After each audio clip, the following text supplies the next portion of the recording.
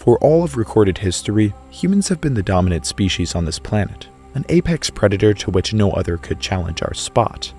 Though this wasn't always the case. We were certainly prey throughout our evolutionary history, and these predators were not always beasts of tooth and claw. What if Neanderthals, another hominin, actually saw us as prey? This is the chilling idea of the Neanderthal predation theory, a radical idea that suggests Neanderthals may have actively hunted, ambushed, and fed on early Homo sapiens. Today we are going to be analyzing this theory and discerning fact from fiction. The ideas of this theory were developed by Vendramini, an independent researcher and author of Them and Us, How Neanderthal Predation Created Modern Humans. This book makes the case that Neanderthals weren't just our distant cousins, they were our worst nightmare. The mainstream depictions of Neanderthals as intelligent human beings are completely wrong. He proposed that Neanderthals were covered in fur, had extreme physical strength, and an appetite for human flesh. They had large eyes for seeing in the dark, which they would use to conduct their raids on Homo sapiens. According to his hypothesis, early Homo sapiens weren't competing with Neanderthals for territory. They were merely trying to survive against the relentless Neanderthal hunters. If Vendramini were to be correct, the consequences would be profound. The human story would have been characterized by constant terror and treachery from a being that fell into the uncanny valley. Before we unapologetically dismantle this hypothesis, let's first discuss the actual arguments discussed in the book and as presented in a video on Mr. Vendramini's YouTube channel. Vendramini's arguments are based on several claims, which at first appear to be backed by solid evidence. First, let's discuss his ideas that mainstream depictions of Neanderthals as human-like beings are all wrong, and instead they looked much more like chimpanzees and other apes. Vendramini suggests that since Neanderthals lived in Ice Age Europe, they would have evolved fur to survive the extreme temperature. He suggests that Neanderthals would have had a forward-leaning posture with a hunched back similar to that of chimpanzees and gorillas. He claims that they had an extreme amount of body mass and in turn were forced into this posture. This contradicts mainstream depictions of Neanderthals as fully erect people. Another one of Vendramini's claims is that the large eye sockets seen in Neanderthals were adapted to hunting at night. He proposes that Neanderthals were not just hunting humans, they were stalking them and ambushing while they were least prepared, dragging them away into the dark of night.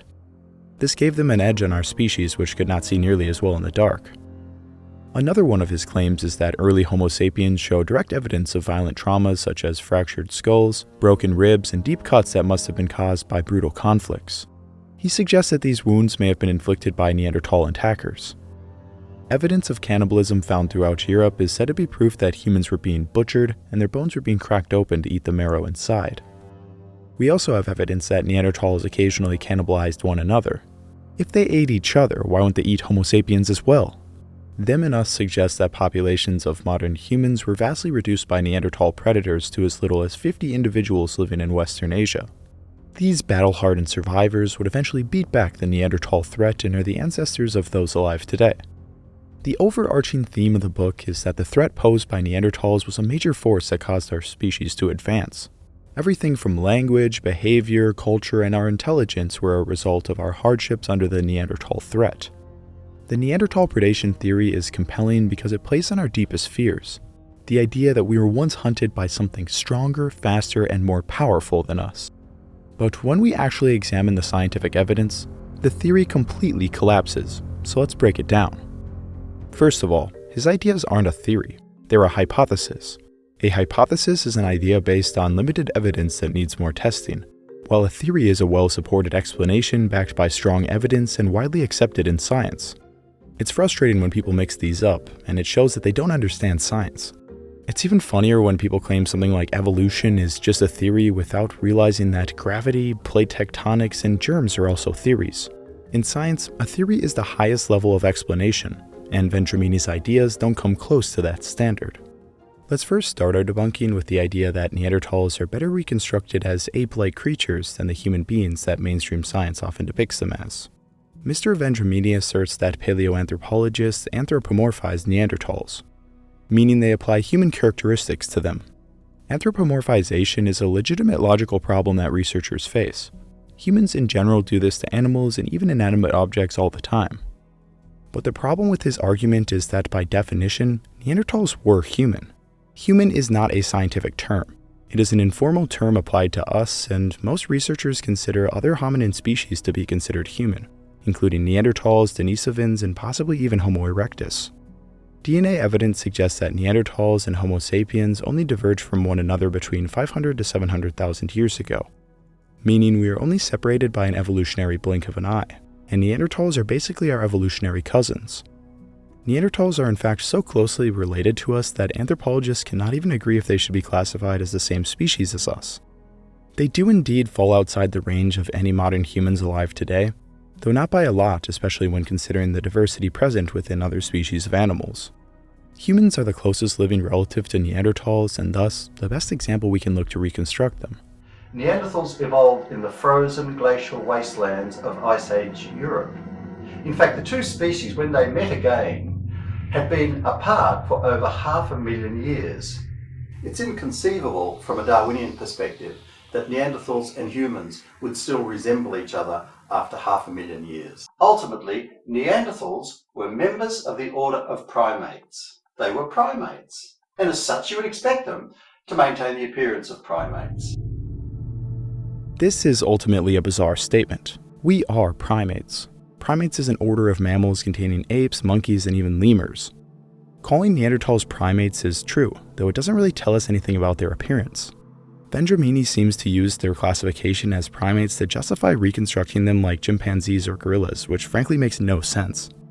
The last time we or Neanderthals had a common ancestor with these apes was over 6 million years ago. So why then would we base a Neanderthal reconstruction on chimpanzees when they are only 500,000 years separated from us?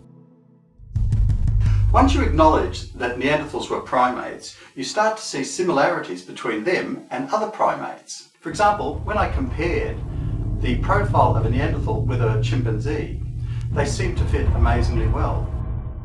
Superficially, this seems to make sense, but Vendramini does not seem to consider a very simple fact about Neanderthal anatomy. Their foramen magnum, the hole in the bottom of their skull, is located anteriorly, just like ours. In contrast, the foramen magnum of a chimpanzee is located at the back of the skull, because chimpanzees are quadrupedal. Placing a Neanderthal skull over an image of a chimpanzee makes no sense. Their neck would have to bend like that of a heron to fit a hunched-over chimpanzee-like body. Considering we have Neanderthal vertebrae of the neck and spine in general, we know that this was not the case. They were undoubtedly entirely bipedal with straight backs, as we will mention again later.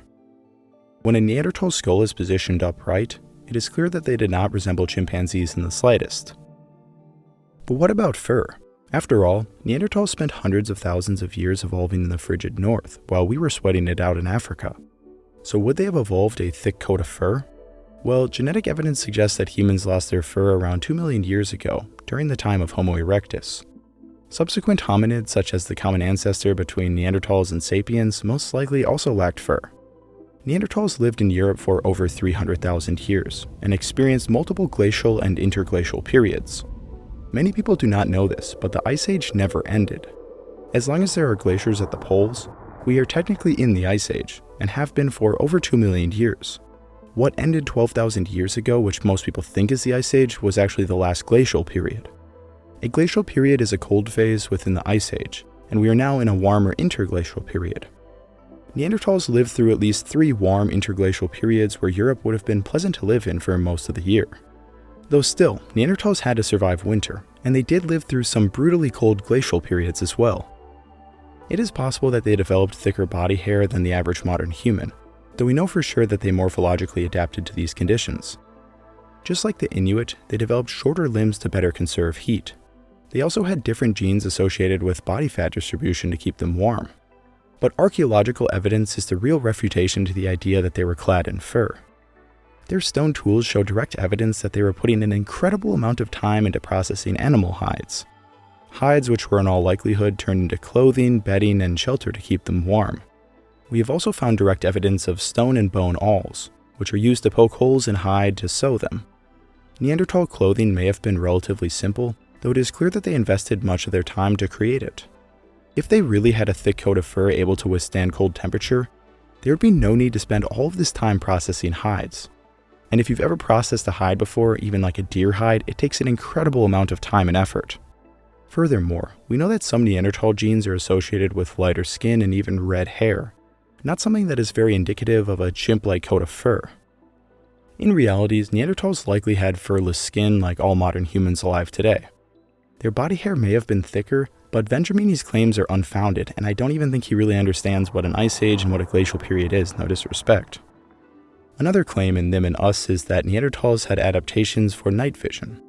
Surprisingly, this claim has more evidence than most of his others, but it is still a vast exaggeration. Neanderthals did have a larger visual cortex than Homo sapiens and quite large eyes. This may have given them enhanced low-light vision, though this does not mean that they could see in the dark.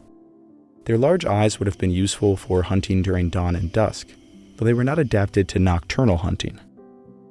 Modern human populations that are native to higher latitudes, particularly near the Arctic Circle, also tend to have larger eyes than people living near the equator, which likely helps them with low-light conditions, though of course they do not have night vision. Next, let's address the claims about Neanderthal posture.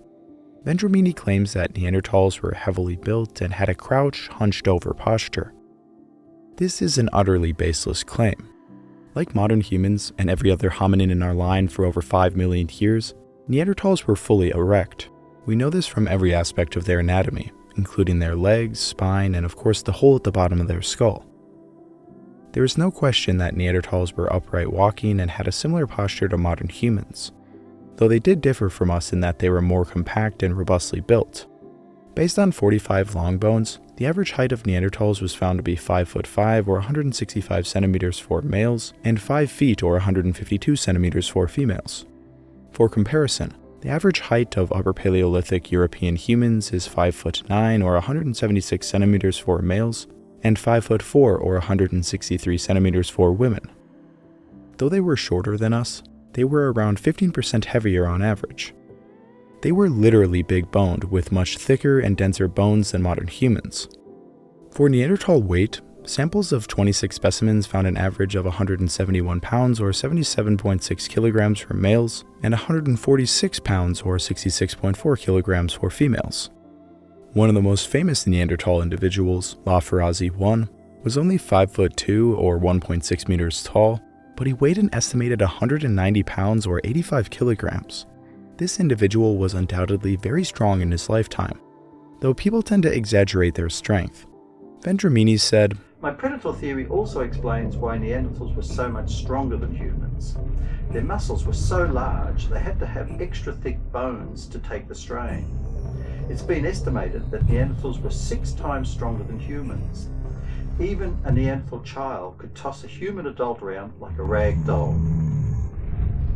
I have found no evidence to indicate that the average Neanderthal was 6 times stronger than the average Homo sapien, and his comment about a Neanderthal child tossing a human adult is clearly an exaggeration.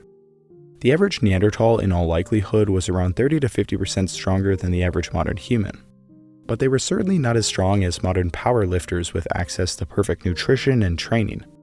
I plan to make a video about this relatively soon with the help of an actual expert on Neanderthal anatomy, so we can put an end to this ridiculous notion that Neanderthals were superhuman. In reality, they were stocky and resilient hunters who lived a physically demanding lifestyle.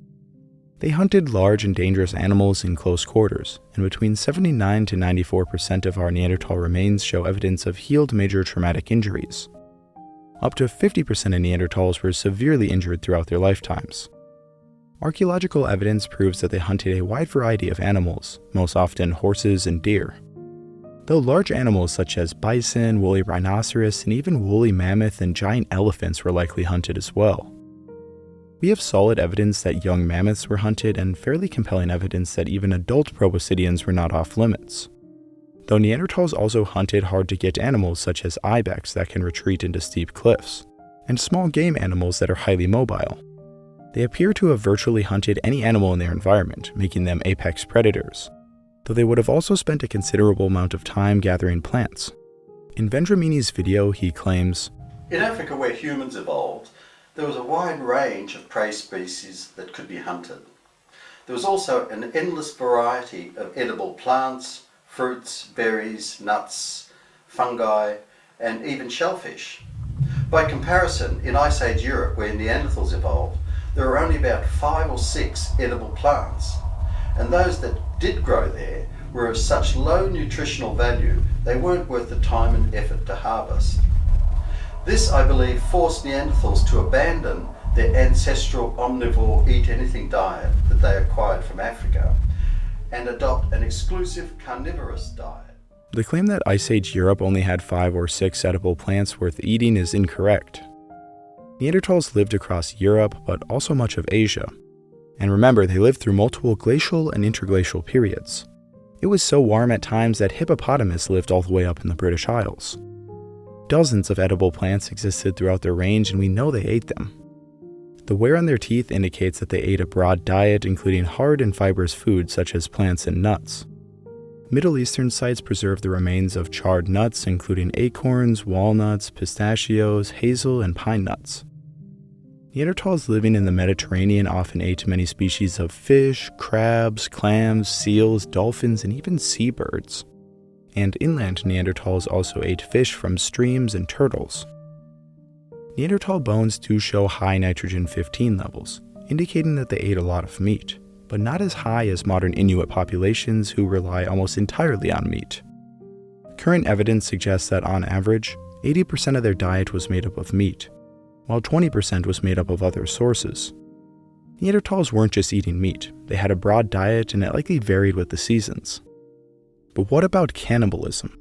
Neanderthals often get a bad rap when discussing cannibalism. Neanderthals certainly did cannibalize each other from time to time. Out of the roughly 300 Neanderthal individuals we have found, around 15 show evidence of cannibalism. But let's not be too judgmental. We have even more evidence that our own species were cannibalizing each other, and this behavior has continued into the modern day. If you want to make the blanket statement that Neanderthals were cannibals, then you would also have to say the same thing about our own species, which is unsettling, but I guess kinda true. Neanderthals had plenty of food sources available to them, and they survived for around 300,000 years in Europe without even coming into contact with our species.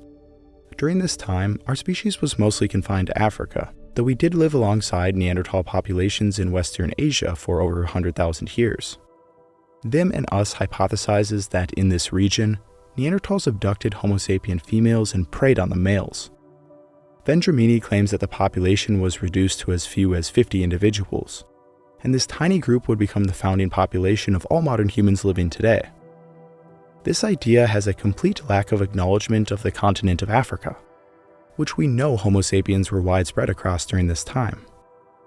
Interestingly, there was a genetic bottleneck around this time, though genetic evidence suggests that this population lived within the continent of Africa, while all groups out of Africa during this bottleneck would die out. Our species undoubtedly evolved in Africa, despite those who claim this theory has been debunked. The out-of-Africa theory is the most widely accepted model of the geographic origin of anatomically modern humans and is firmly supported by the evidence shown on screen. All humans found outside of Africa today mainly descend from a single expansion which occurred between 70 to 50,000 years ago. The genetic evidence is completely at odds with Vendramini's claims. However, it is interesting that he focuses on our interactions with Neanderthals in the Levant. This region was likely the first place that Neanderthals and sapiens would have interacted with one another, and we have so much to learn about this region. It wasn't until the past 50,000 years that Homo sapiens would make their way north into Europe. These humans may have come into conflict with the native Neanderthals, but before we imagine any kind of battle scenes between species, let's make sure we are grounded in reality. There were never more than about 10,000 Neanderthals throughout all of Europe and Asia. Across this truly vast range, human groups could have easily avoided one another. Neanderthal and sapien groups only consisted of around 20 people, only half of which would have been adults. The idea of a pitched battle going down is patently ridiculous, and this image always makes me cringe. We have no undeniable evidence that Neanderthals and Homo sapiens directly fought one another. There is some evidence that indicates that Neanderthals fought with each other, as I mentioned in the last video, though even the best evidence for conflict between species is speculative. Instead, we have direct evidence that we have actually bred with Neanderthals. Mr. Vendramini posits that this integration occurred non-consensually. This is possible, though this behavior is less common in hunter-gatherer societies than it is in hierarchical or stratified societies. This is in reality an example of the historian's fallacy. the logical error that occurs when someone judges the past based on present-day knowledge or perspective. Many of Vendramini's ideas fall victim to this fallacy. He is projecting his own views that Paleolithic cultures would have been simplistic and barbaric. Ethnographically, we know that hunter-gatherer societies are often quite sophisticated. When looking at contemporary indigenous people who we documented living in hunter-gatherer lifestyles, we find them living exceptionally complex lives full of tradition and taboo. They don't simply act out of basic desire and urge. Their lives are often dictated by tribal custom developed over thousands of years. When talking about two different species interacting some 40,000 years ago, we must have unbiased, level-headed discussions of the evidence at hand combined with studies of contemporary indigenous people we witness living in similar conditions. It is clear that Vendramini was more interested in telling a compelling story rather than a serious scientific theory. Vendramini did write a paper titled Neanderthal Predation and the Bottleneck Speciation of Modern Humans. But for a supposed academic paper, it is strange that there are no publication details, nor is it found in any peer-reviewed journals. It is safe to say that this hypothesis has not overturned everything we thought we knew about Neanderthals. After all, with all due respect, he is first and foremost a theater director and TV producer. Instead of misconstruing evidence to fit his hypothesis, I wish he would have gone a more productive route. There are plenty of fascinating stories that we can tell while remaining scientifically accurate. Writer Jean M. Auel wrote plenty of amazing fiction books based on the actual remains we have uncovered. One was even turned into a movie. I don't seek to demonize Mr. Vendramini, but I have no issue pointing out the blatant mistakes in his hypothesis. His book is over a decade old, and so is the last video he made about his theory, so maybe he has changed his views since. But either way, considering that the book is still published and the video is still up, I think it's fair for criticism. Vendramini's hypothesis seems to be a result of the Dunning-Kruger effect. The Neanderthal predation hypothesis was postulated with only limited knowledge about Neanderthals. Mr. Vendramini is projecting his own ignorance of Neanderthal remains, anatomy, and hunter-gatherer behavior. I am nowhere near an expert on Neanderthals, though through the years of learning about them, I have amassed enough knowledge to know that there is still a lot I don't know, and I won't be claiming to rewrite everything we think we know about Neanderthals anytime soon. The truth is, Neanderthals weren't demons of the night hunting us into extinction. They were intelligent, adaptive hominins who are our evolutionary cousins. They created complex art, cared for their sick and elderly, and some even buried their dead. They weren't our predators, they were our relatives. Mr. Vendramini's ideas are dramatic and on the surface may even seem kind of compelling, and to the average reader that they seem to be backed by evidence. However, his ideas completely fall apart when even the slightest bit of scrutiny is applied. His claims directly contradict over a century of research on Neanderthals and also genetic analysis done by researchers across the world. I mean, his depictions literally look like the depictions that were being made in like the 1800s when we knew so little about them. And despite the mountain of evidence that directly contradicts the ideas of Mr. Vendramini, I guarantee you there will be some in the comment section still arguing that his ideas are correct. And that is the power of a good story. We are human at the end of the day, and we love a story of an underdog, independent researcher railing against the mainstream, and only he has the truth while the biased mainstream is covering up all the ideas. But science isn't about what is most exciting or makes the best headlines. It is about what is supported by the actual evidence. And the ideas of Mr. Vendramini are very far from being supported by evidence. People will believe a theory like this because it tells you a dramatic story and also gives you a hidden truth that the experts don't want you to know, all from the comfort of your couch. In order to illustrate this point, let's just read some comments I got on other videos about the Neanderthal predation theory.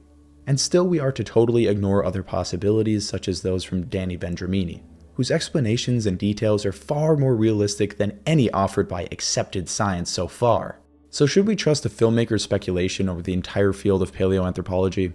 Another person said, "Look up the Neanderthal predation theory. Most of what we are told about Neanderthals is completely false." This comment clearly demonstrates that this person thinks they're getting in on some forbidden knowledge that the experts don't want them to know, which is, it's really compelling. All from the comfort of your couch, like I said, you can get in on this hidden knowledge and be a part of this special group. But the reality is it's just not backed up by evidence. And to be honest, to me, it's very clear that Mr. Vendramini is not very well read up on Neanderthals. He lacks a nuance of thought in many areas of his discussions, and this is kind of surprising to me because even 15 years ago, all this information was easily accessible.